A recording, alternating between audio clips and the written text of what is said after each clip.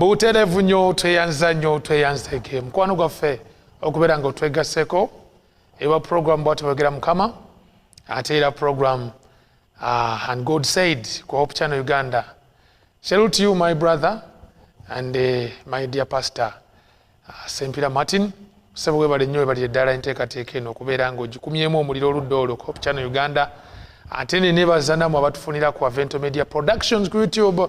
Mutukola bulungi nnyo abali ku kamera abali mu editorial ate na buli omu alina kyakola behind the scenes. Baneemukirize nebaze mwannyinaze wano because she's doing a great work behind the scenes.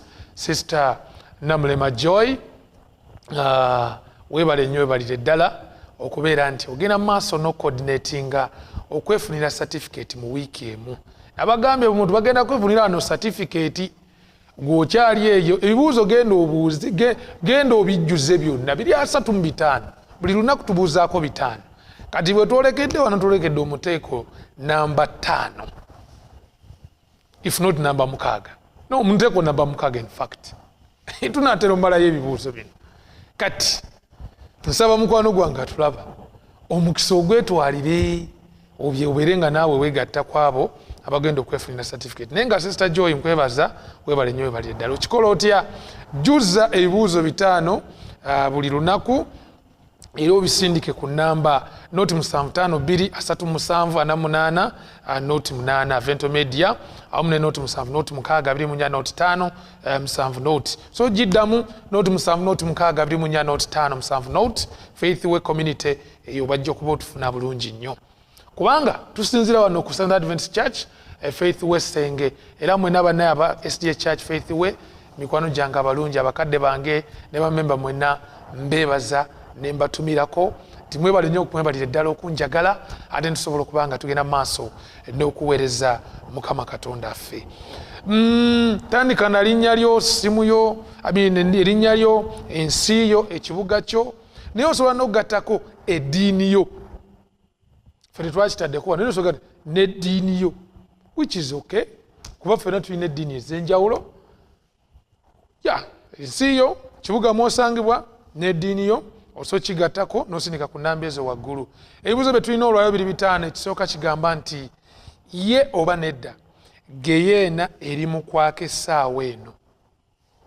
Ye oba nedda geyeena eri mu kwaka essaawa eno. Kibuuzo ekyokubiri, kituufu oba kikyamu abatuukirivu bajja kukulungula emyaka 100 mu ggulu nga tebannasenga ku nsi kuno emirembe gyonna. Abatuukirivu bajja kukulungula emyaka 100 nga bali mu ggulu nga tebannasenga ku nsi kuno emirembe gyonna. Kituufu oba kikyamu? Kibuuzo namba 3, kiki abatuukirivu kye balikola nga batuuse mu ggulu? A. Kugula poloti. B. Kulamuza mamotoka. C. Kwetaba mu kulamula bajeemu. D. Kuyiikula zaabu mu nguudo zaayo. Ebina ebyo tondako ekituufu kye bagenda okuba nga bakola nga batuuse ate eri mu ggulu. Banaagula poloti, banalamuza mamotoka, baneetaba mu kulamula bajeemu oba bagenda kuyiikula zaabu mu nguudo z'omu ggulu. Ekibuuzo ekyokuna, geyeena erinnya geyeena erina linnya ddala, erina linnya kyeddala. Okay? Geyeena erina linnya kyeddala. A. Tanuuru. B. Lubabu. C. Okufa okwokubiri. D. Akabiga. Geyeena erina linnya ki eddala? A. Tanuuru. B. Lubabu. C. Okufa okwokubiri. D. Akabiga. N'ekibuuzo ekisembayo nga kyekyokutaano kigamba nti oluvannyuma olw'okuzikira kiki ekiribaawo? Oluvannyuma lwa geyeena okuzikira kiki ekiribaawo? A. Okuyiikula ebisigalira. B. Okubajja amaato. C. Okutondebwa kw'ensi empya. D. Oba oliawo olumbe. Kiki ekiribaawo oluvannyuma lwa geyeena okuzikira? Kuliba kuyiikula ebisigalira, okubajja amaato, okutondebwa kw'ensi empya, oba oliawo olumbe. Kale ansa eriwa? Tusindikire ate ku namba eya noti 752378 noti 8 osobola okubeera nga weteekateeka okwefunira certificate Kitulera ku kyokuyiga kyaffe ky'olunaku olwaleero ekiriko omutwe ogugamba nti okufa okwokubiri, the second death, okufa okwokubiri. Kati wombeke mukwano gwange tulaba tuweeyo okusaba. Katonda waffe nkwebaza kuba ompadde omukisa, tupumpulira ssanyu kuba ompadde omukisa ogubulira enjiri. Kino ekintu bamalayika bandikikoze n'okusinga nze, era wali bangi abasobolera ddala okikola, naye nange nompa omukisa guno gwe sisaanira, naye olw'okusaasira kw'olina, kuba oli Katonda mulungi atwagala ffenna atasosola mu bantu. Kitange njagala kukwebaza era ntwala mukisa guno okugamba nti neeyanza nnyo neeyanzeeke. Eri mukono gwange essaawa zino azze okulaba obubaka buno, mwanjula mu maaso go ne musabira ekisa kyo kimubeereko, era omuwanirire okuyita mu bubaka buno, omusembeze ku ntebe ye ey'okusaasira. Kkiriza oleete enkyukakyuka mu bulamu bwe. Bw'abanga abadde ali mu nzikiza, muvubeeyo Mukama omuleete mu kitangaala. Bw'aba abadde atambulira mu kitangaala, munywereze mu kyo, era yongere okubaako n'ebirala by'omubikkulira. Ku nkomerero y'ekyokuyiga kino Mukama katweyongere okukusemberera era tweyongere okukwesiga mu linnya lya Yesu Kristo Mukama waffe. Amiina, amiina, amiina, amiina. Tuli mu kuyiga ku Geyeena, ekimu ku byokuyiga ebikyasinze okubeera eby'entiisa, era nga tukituumye omutwe okufa okwokubiri. Yonasaani Matovu bwe nali nkula, ekimu ku bintu ebyasinganga okuntiisa byali ebyokuyiga bibiri mu Bayibuli, olunaku lw'omusango ne Geyeena. Era nze Geyeena ekyali kintiisaako kigambibwa nti Geyeena ejja kwaka emirembe n'emirembe. Ekintu ekyo kyankanganga nnyo. Omuntu okubeera ng'ayaka tazikira. Bintu ebyo nga buli bwe mbirowoozaako nga bannange. Kubanga enjigiriza bwe ziri olwaleeta basiyologiya, mwanange ebitutiisa biva mu basiyologiya bye bataputa. Siyologiya avaayo n'ataputa n'agamba nti Geyeena egenda kwaka emirembe n'emirembe nga tezikira, oyakeka akagalo nga tekasirira kannaswi, ate oluvannyuma Katonda atandika okwokya ekisinziiro ekyo okiwulire. Ate oluvannyuma Katonda ajja kukwokya obukongovule, va ku bino ebyabatera okuba obukongovule, naye wali ajja kukwokya bwokya, onawe okulaba akakongovule nga kafuuka langi, nga kafuna langi gye tuyita eya kivuuvu, naye nga tekasirira, tekaggwaawo, ng'oli awo okaaba emyaka 10 giyite, wayite emyaka 1,000, wayite emyaka obukadde n'obukadde nga tosaanawo. Basiyologiya tugende mu maaso, naye waliwo n'abasiyologiya abalala abagamba nti gwe atamanyi nga Katonda mulungi nnyo, Katonda nga wakisa, alwawo okusunguwala. Era nga bwe tukisomako, oyo Katonda oyo mulaba, Katonda alinga jjajja, taba na busungu, abantu bonna tewali n'omu ajja kuzikirira.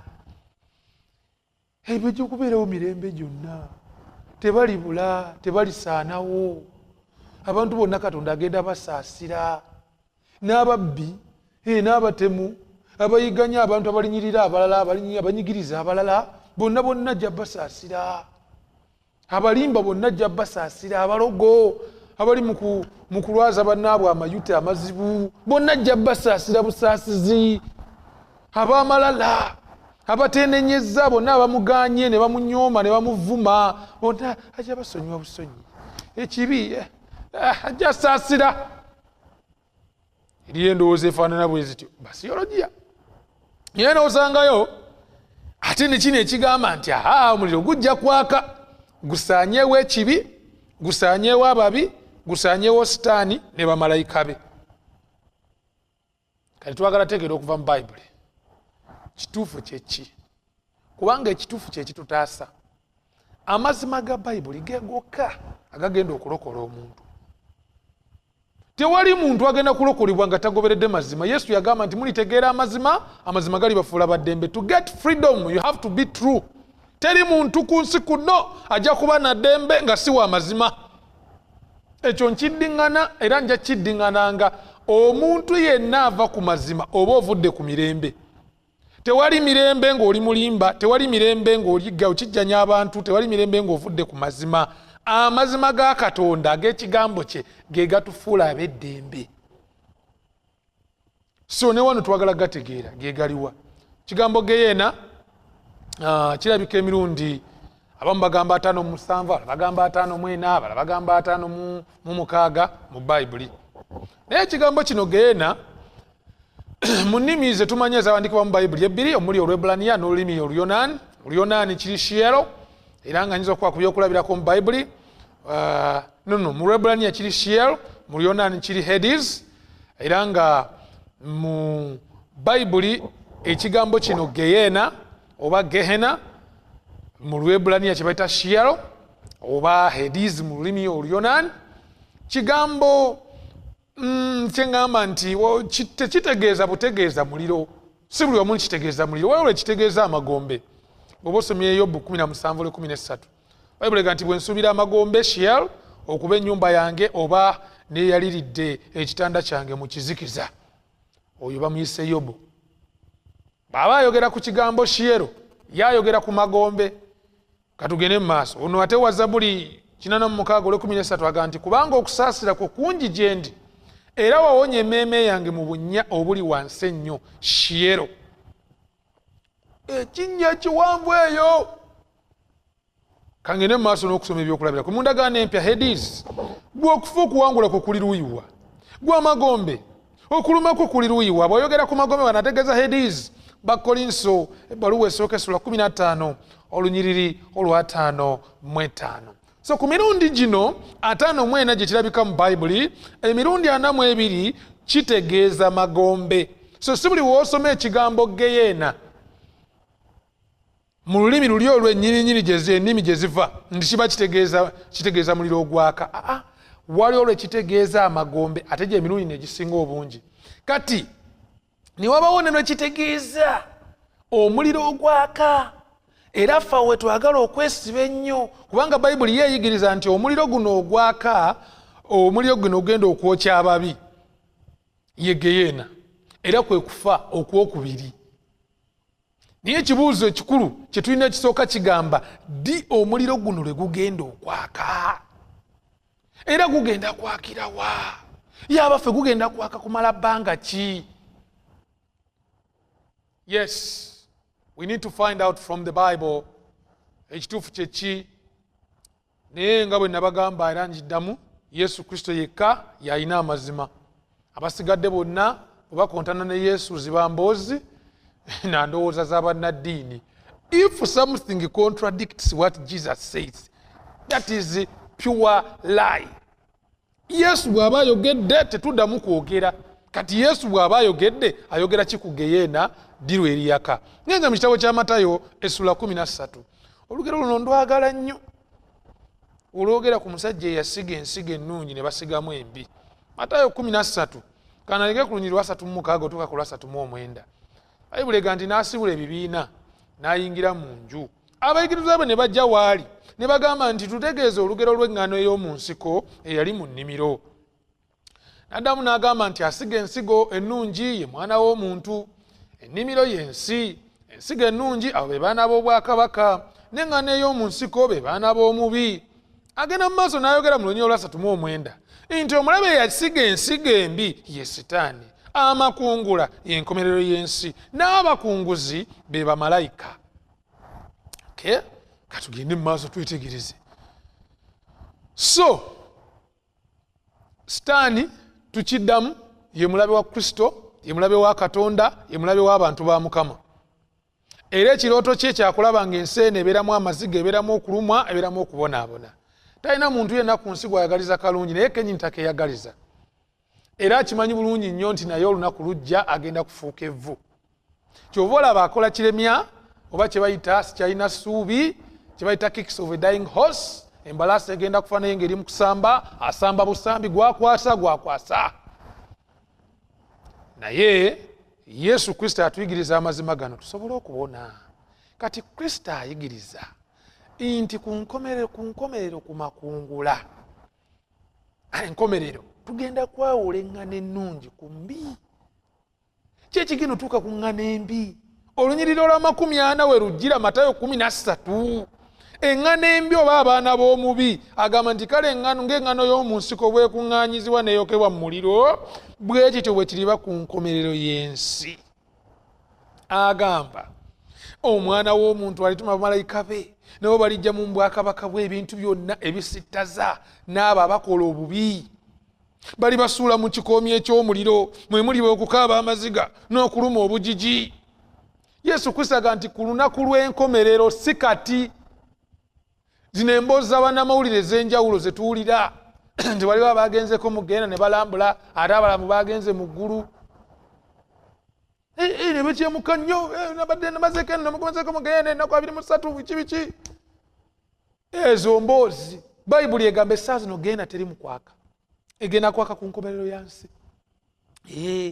Era agamba nti kale ng'eŋŋaano y'omu nsiko bwekuŋŋaanyizibwa n'eyokebwa mu muliro bwe kityo bwe kiriba at the end of the world, ku nkomerero y'ensi. Kanziramu nkisome ne mu Matayo 13:49 n'olwa5. Yesu yakiddiŋŋana nnyo ng'akimanyi omubadisitaani agenda kusindika obubadi bwe obw'okubuzaabuza abantu nti Geyeena eri mu kwaka. Era bazanyezi firimu, waliwo firimu y'omusajja eyankwatako ennaku ezo baali bamuyitaani Rowan Atkinson gwe bayita Mr. Bean nga ataddeko obuyembe bubiri alaga nti ye sitaani ayawula abamalaya mu dde eno kwegamba agabozibozi gano n'ebizannyo emizannyo egyo gina engeri gyekituleetera okuleeta ekifaananyi ekifaananyi ekifu olowooza Geyeena eri mu kwaka. Naye Yesu agambye mu lunyiriri olwa9 mu Matayo 13 nti bwekityo bwe kiriba ku nkomerero y'ensi. Bamalayika balijja balyawulamu abantu ababi mu batuukirivu, balibasuula mu kikoomi eky'omuliro mwe muliba okukaaba amaziga n'okuluma obujiji. In fact olunyiriri olwo Yesu bw'amala oddwogera, I love what he says in verses 51. Olunyiriri lwa5 alina kyayogera kyessa atadde wano ku script yange naye nakyo kankisome ate munnaaye Omwoyo Omutukuvu aba akindaze ŋŋaanirawo yonna saani nze ndi muweereza w'Omukama kyagamba nkole kyenkola. Agambye mu Matayo 13:51 ng'amaze okwogera nti balibasuula mu kikoomi eky'omuliro ku nkomerero y'ensi. 51 nti mubitegedde ebigambo bino byonna. Ne bamugamba nti weewaawo gwe obitegedde? Otegedde nti Geyeena eryaka ku nkomerero ya nsi?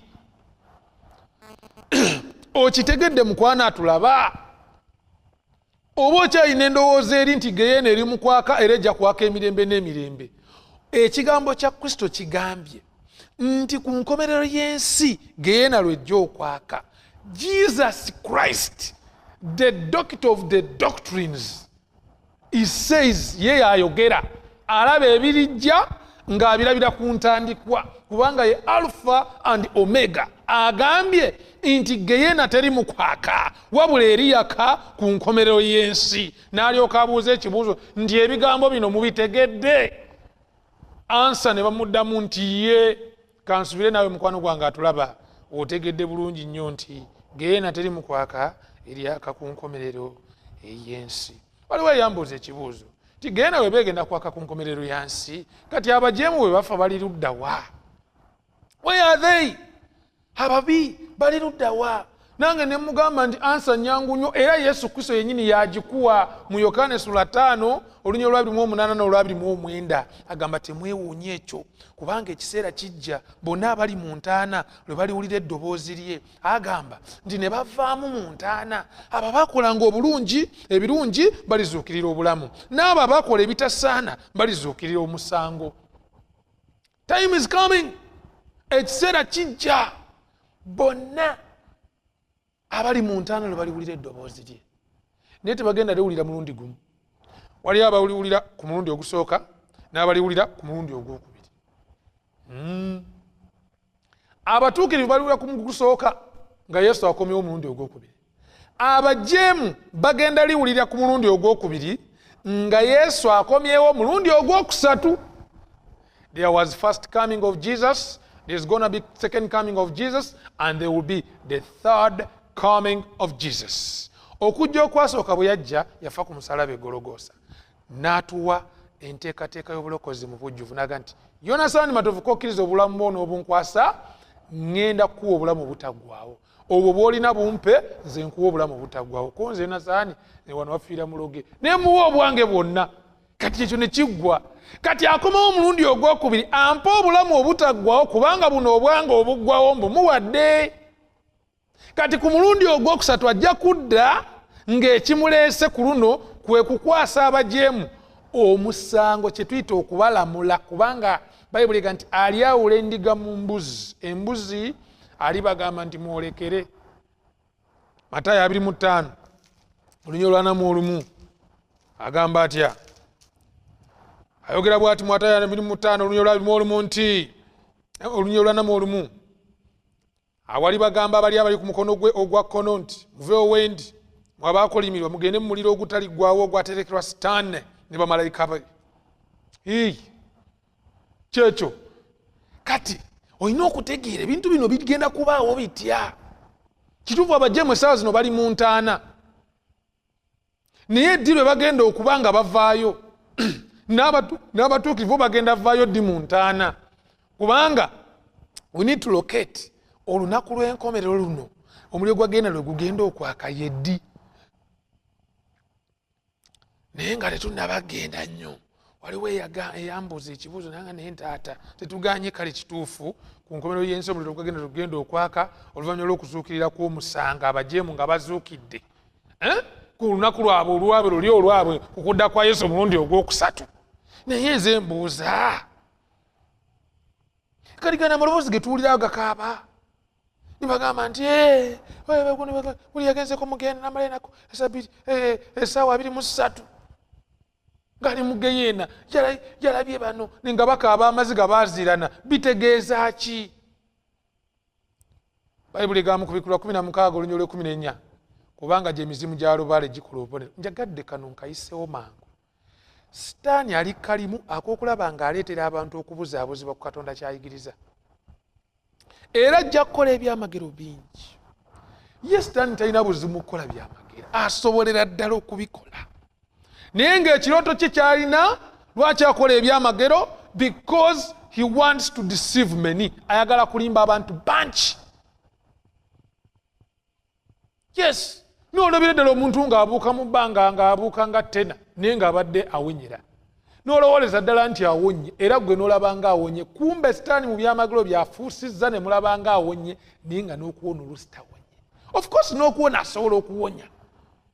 Naye byonna abikola lwa kintu kimu: kukuumira abantu mu bulimba, kutambuliza abantu mu bukyamu, kulaba nga abantu ku nkomerero abakuumira mu mbeera enaabaleetera okuzikirira. Akimanyi ye agenda kuzikirira naye takkiriza afe yekka. Kati ayiiya buli ngeri, oba ayita mu madiini gano oba ayita mu byabufuzi, buli omu alina gy'akukwatira naye alabe ng'akuzikiriza. Yesu kyava agamba nti mugende mu nsi zonna mubuulire enjiri eri amawanga gonna, abantu mubategeeza amazima ga Bayibuli bagategeere, undiluted truth, amazima agatajunguluddwa bagamanye, basobole okudduka obusungu obugenda okujja, basobole okwawula balabe Katonda omulungi n'amazima g'ababikkulidde bawone. This is why we're here preaching the truth. Okulaba nga mukwano gwange osobola okubeera nga ate olokolebwa. So ebyo byowulira bikaaba manya bali yabaazirana wansi eyo, mumanya bagenze wansi w'ennyanja, egyo mizimu gy'abalubaale, diamond Sitaani ze yagwa nazo ze ziwuzuumirira eyo nga ziwoganira abantu zibaleetere okulowooza nti abantu bali eyo bakaaba. Naye abafu bonna balungi babi basigala mu ntaana until resurrection, either first or second. Ekindeeta mu kitabo kya Kubikkuliro Essula 20 olunyiriri olwokuna, Bayibuli weetubikkulira nti abatuukirivu Yesu Kristo bw'akomawo omulundi ogwokubiri bagenda mu ggulu bakulunguleyo emyaka 1000. Twolekera essaawa y'oluvannyuma tugenda gituukako tutya? Location gye tuliko kati essaawa zino ku maapu yaffe tutambula kati tugenda mu ggulu. Kubikkuliro Essula 20 olunyiriri olwokuna lugamba n'abo abataasinza nsolo newankubadde ekifaananyi kyayo, so tebakkiriza kabonero kaakyo ku byenyi byabwe ne ku mikono gyabwe. Bayibuli egamba nti ne baba balamu ne bafugiranga wamu ne Kristo okumala emyaka 1000. Here is the point. Abatuukirivu Yesu Kristo bw'akomyewo omulundi ogwokubiri batwaliddwa mu ggulu bali mu kulungula y'emyaka 1000 bali mu kufuga awamu ne Kristo bali mu ggulu. Lwaki bali mu ggulu mu kiseera kino eky'emyaka 1000 lwaki bali mu ggulu? Bali mu ggulu kuba Yesu yabasuubiza nti tugenda kubeera nga ndikomawo nate nimbatwala gyendi nze gyendamwe mubeereyo. Yokaana 14 olusooka tukakula okusatu agamba nti omutima gwamwe tegweraliikiriranga ngenda okubateekerateekera ekifo ndikomawo nate nembatwala gyendi nze gyendi nammwe mubeereyo. So abatuukirivu bali mu ggulu ne Kristo in the time of emyaka 1000 bagenze ddi nga Yesu akomyewo? Kubanga Bayibuli ega nti Mukama waffe aliko okuva mu ggulu n'okwogerera waggulu n'eddoboozi lya malayika omukulu n'ekkondeere lya Katonda. N'abo abafiira mu Kristo be balisooka okuzuukira. Twesunga olunaku olwo lwe tugenda okulinnya ku magaali gali agategekebwa okuva mu ggulu ge tugenda otuulamu gagende nga gayimba oli mutukuvu oli mutukuvu oli mutukuvu Mukama w'eggye. Amagaali ago ag'omuliro n'omusajja Eriya mwe yagendera nga agenda mu ggulu Yonasaani ng'esunga waliwo abaana bampisako Fortuna nengamba naye Mukama niba otampe Fortuna naye nentuula mu eri eggaali egenda mu ggulu eyo entwala mu kibuga Yerusaalemi ekyo eggaali entwala gye ngenda otulako mu nguudo za zaabu nyabula siina kugisuwa. Era nsaba Kristo yanguye olunaku lw'okudda kwe. Let it come nearer and nearer. Nzi Yesu ne bwatugamba nti 2025 kwe tukomye nzigaddewo kalenda y'ensi eno. Okay, I have no problem gwalina bwakyalowooza sinawasa sinagira bwe eyo mwe mmanyi ng'ate sinakuzimba sinakola ki eri mu ggulu ninayo mansion already. Kati so ekyo tekineeraliikiriza. Already my future is secure in Christ. Ebiseera byange eby'omu maaso mu Kristo binywevu. Kati wana abatuukirivu bagenze mu ggulu. Yesu akomyewo bannaye kati bwenjogerera bino bannanga bandaba tugenze mu ggulu. Bwe tugenda mu ggulu baani baatutte? Atutte abasangiddwa nga balamu n'abasangiddwa nga bafu naye nga bafiira mu Kristo. Njagala kuddamu nsoma olunyiriri olwo ate ngenda lusoma kuva mu mutwe okulaba nga olukwata nnyo naawe. Basessalonike ekisooka essuula 4 olunyiriri olw'16 otuuka ku 17. Yesu Kristo okuyita mu muddu we Pawulo agamba Mukama waffe yennyini aliko okuva mu ggulu n'okwogerera waggulu n'eddoboozi lya malayika omukulu n'ekkondeere lya Katonda. N'abo abafiira mu Kristo be balisooka okuzuukira. Agamba nti naffe abalamu abasigalawo tulitwalibwa wamu nabo mu bire okusinkana Mukama waffe mu bbanga tulyoke tubeere wamu naye emirembe n'emirembe. Naffe abalamu abasigalawo Pawulo alaga naffe tugenda kwegatta ku bali tulekere mu ggulu. And how long will they spend there? Abafiira mu Kristo bazuukidde gattako naffe abalamu abasigala abasangiddwa nga tubadde tukyali balamu ku bowoozi Yesu bw'akomawo waliwo abatagenda kulega kufa. Tubulaba mu Bayibuli mulimu ebyokulabiko by'abasajja bagenda mu ggulu nga tebasoose kulega kufa. Omuli Eriya, omuli Enoka, abo bonna tebalega kufa. Akabonero akakulaga nti they are those Yesu bw'alikomawo bagenda osanga nga balamu batwalibwe mu ggulu. Kati njagala kulaga kifaananyi kiwano nti abatuukirivu boolekedde mu ggulu. Bali eyo mu ggulu bali mu kutendereza Mukama. But there is something else. Ate ababi abafu abo Bayibuli eraga bulungi nti bongera bwongezi kwebaka mu ntaana. Kubikula essula 2 olwokutaano luga nti abafu abalala tebaaba balamu okutuusa emyaka 1000 wejjaggwako. Until the 1000 years were over.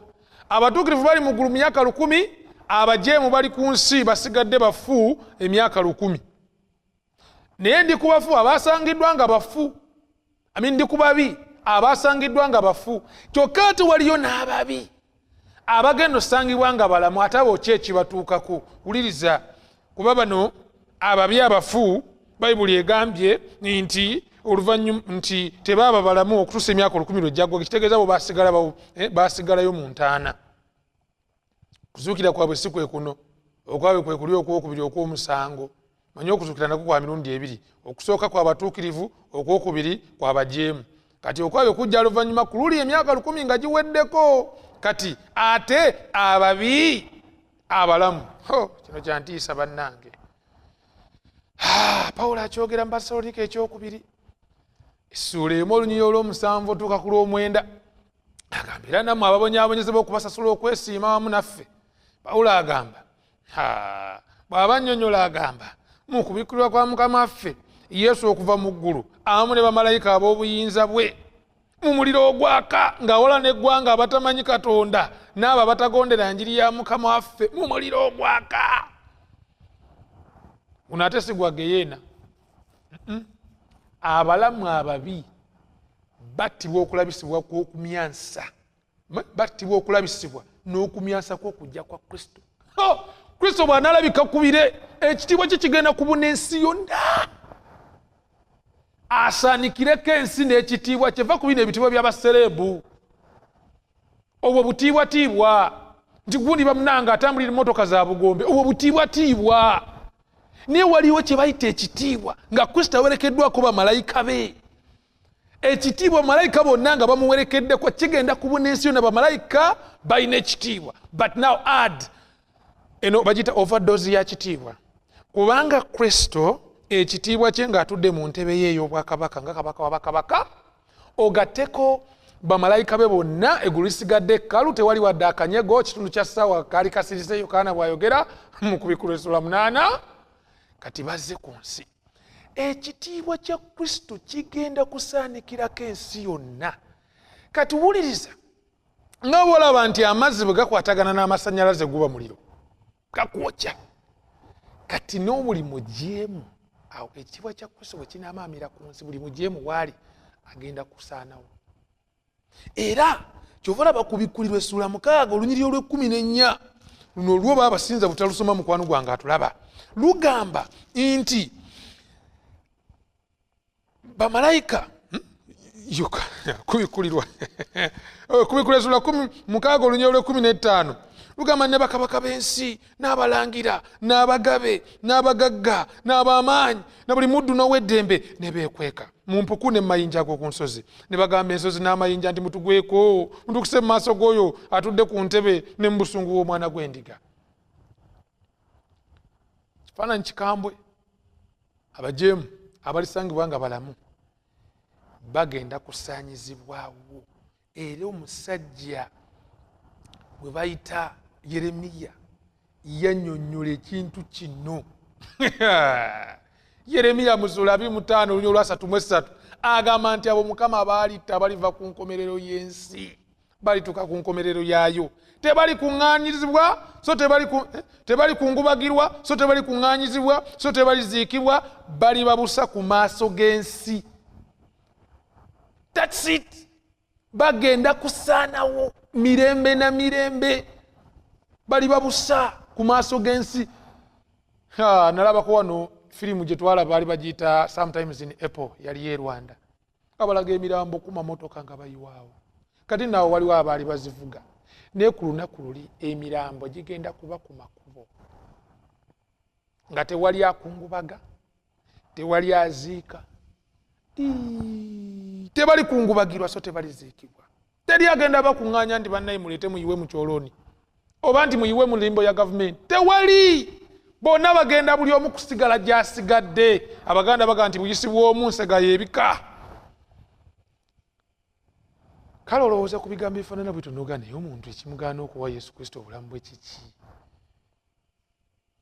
Naye ng'okyalowooza ku ebyo, nze kankubulire gye biggweera. Yeremiya 4:23 agamba, nalaba ensi raba nga njereere era nga yeetabudde n'eggulu nga tekuli kitangaala. Ensi egenda kusigala mu kizikiza emyaka 1000. Total darkness, ekizikiza ekikutte mu myaka 1000. Abajeemu bonna bafu. Sitaani yatunula yekka. Era agenda kubeera bannange, ensi egenda kuba matongo. Gwe wali owulidde ku kigambo kye bayita amatongo, kikubbemu akafaananyi awo, amatongo ensi bw'egenda okuba.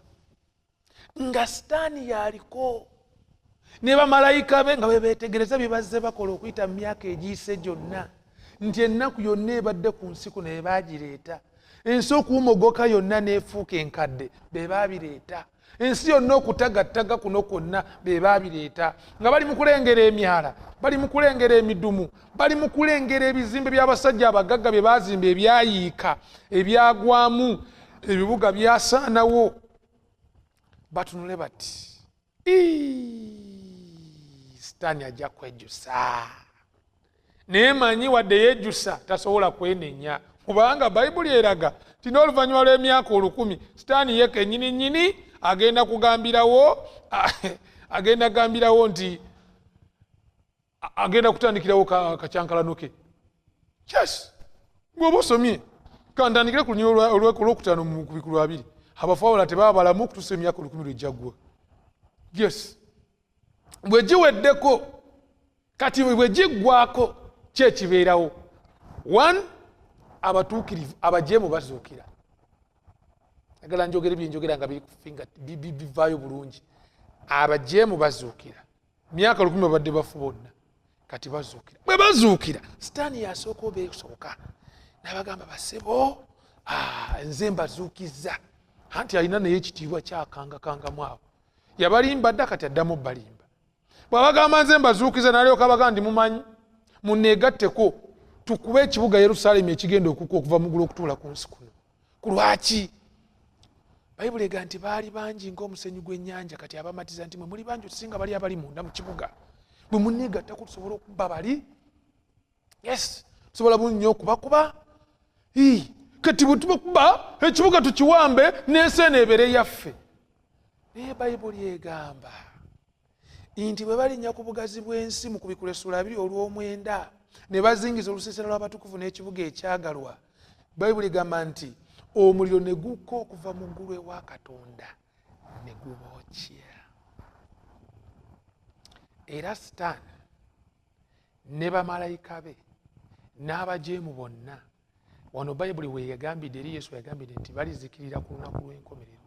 Omuliro gwa Geyeena gugenda kubafuula evvu ng'ekigambo bwe nkyogedde, evvu oluvannyuma lw'emyaka 1000 omuliro gwa Geyeena gugenda bookya. Era Malaki luno lwe lunyiri lwendi mu kusembyayo wamino lwenzira olusembayo nti kubanga laba olunaku lujja lwokya ng'ekikoomi n'abamalala bonna n'abo bonna abakola obubi bali babisasiro, awo olunaku lujja lulibookera ddala bw'ayogera Mukama w'eggye obutabalekerawo kikolo newankubadde ettabi. Ekikolo ye Sitaani, amatabi bonna abamugoberera bonna bagenda kusaana bafuuke evvu. Kati nze Yonasaani awe nagambira bannange nga Yesu yafa ku musaalaba siyinza kubula nga ntunula. Era nga Buganda bwe tugamba wano wafiira muloge, omuloge yagenda obula. Naye ng'osomye bino nze okuzikirira ne Sitaani kikafuuwe. Obulamu bwange mbukwasa Kristo, kubanga n'enteekateeka ya Kristo etegereka. Manifesto ye eri kiriya. Bayibuli egamba ndaba eggulu erijja n'ensi empya, kubanga eggulu erilubereberye n'ensi ey'olubereberye nga bigenze, n'ennyanja nga tekyaliwo ku bikulirwa 2 mu lunyiriri olusooka. Olwokuna lugamba naye Katonda alisangula buli ziga mu maaso gaabwe, tewalibaawo kukaaba nate, tewaabengawo nate ennaku newankubadde okukaaba newankubadde okulumwa, eby'olubereberye byonna bigenda kuba biweddewo. Kristo agenda kumalawo ennaku emirembe n'emirembe. Geyeena eno omuliro gwagenda kugenda kwokya ekibi, Sitaani waako ne bamalayika bonna. Ensi yonna erongoosebwe, Katonda agitonde bujja, tufune obutuuzi obw'emirembe n'emirembe, omutagenda kuba kibi, omutagenda kuba kufa, nga tugenda kuba balamu ennaku zonna. What a blessing! N'omukisa gw'amaanyi, n'omukisa gwa muwendo, n'omukisa gwa kitiibwa. Nga nandyagadde ogwetwalire mukwano. Essaala yange gye nsaba gy'oli eyo nti Kristo omukkirize mu mutima gwo, obeere ekitundu kwabo bagenda okubeera munda mu kibuga Yerusaalemi. Toyinza kukkiriza kubeera bweru wa Yerusaalemi, kubanga ebweru bwe bagenda okuzikirira bonna. Olina okubeera munda mu kibuga mukwano gwange atulaba. Tewaliwo bino byakuteesa. Obulamu bwo bukwase Yesu Kristo.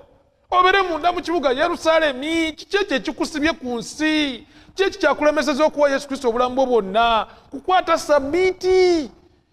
Londa olunaku olw'omusanvu Sabbiiti eri Mukama Katonda wo. bw'oba tonnabatizibwa salawo batizibwe bakunyike mu mazzi amaanyi nga Yesu bwe yabatizibwa. Ekyo nakyo ngenda kiyigirizaako mu maaso awo. Naye njagala owe Yesu Kristo obulamu bwo, njagala obere ku abo abagenda okuyingira Yerusaalemi ekibuga ekijja, obere ku abo abagenda okutambula ne Yesu emirembe n'emirembe mu nsi ensuubize, abalyambala engoye enjeru. Mukwano gwange nkwegayiridde, nze ntwala omukisa guno okuyita. I'm calling upon you. Kristo akuwa amaanyi. Agambe mujje gye ndi mmwe n'abakooye, agambe siri mugoba n'akatono ajja gye ndi. Ayogedde tiraba nyimiridde ku luggi lw'omutima gw'onkonkona. Mugulirewo omutima gwo, kkiriza omenyeko omutima, kkiriza obonerere. Te ebyensi kite, kyekikutte mu ngalo ekyo kyeweekutteko kite, mukono gwo guteeke mu mukono gwa Kristo. Agenda kuteeka mu kifuba kye, akuyamba okuwulira ebbugumu ery'ekisa kye, owulire ku mirembe gye, owulire kwagala kwa kitaawe. Bambi nkwegayiridde, Kristo mukwasa obulamu. Katuwombeke tusabe. Katonda omuyinza w'ebintu byonna, nga kiseera kya muwendo ky'otuwadde kuyiga ekigambo kyo. Obubaka buno mbuwonga gy'oli, bugase mukwano gwange abadde abulaba, era obulamu bwe buleme kusigala kyekimu. Otulaze amakubo abiri, ekkubo erigenda mu ggulu n'ekkubo erigenda mu geyeena. Kaakano nno Mukama ffe tulondawo kugenda mu ggulu. Kyonna kye kitegeeza tetugenda kulya bya nsi eno, era tetusobola na bimalawo. Kyetuva tusaba Mukama ffe obulamu bwaffe tubukwase, era tubukwasizza Kitaffe. Kati olunaku lw'enkya n'okuva na leero gwafuga, mitima gyaffe yegwe kabaka waagyo, yegwe akulembera yonna gye tulaga, era yegwe anaatulungamyanga ennaku zonna. Nkwebaziza Kitaffe kuba owulidde okusaba kuno, ate nkwebaza kuba okkiriza essaala yaffe nti otuteeseteese kaakano. Era mu ssaala eno Mukama tukutaddemu obwesige nti amanya gaffe ogawandiise mu kitabo ky'obulamu eky'Omwana gw'Endiga. Era twesunze Kitaffe nti Yesu bw'anaakomawo omulundi guno ogwokubiri gwajja, ffenna okusikira ensi ensuubize. Nze ne mukwano gwange alaba, katunywezebwe era tuteekebweteekebwe olw'obulamu obutaggwaawo mu linnya lya Yesu Kristo Mukama waffe. Amiina. Amiina.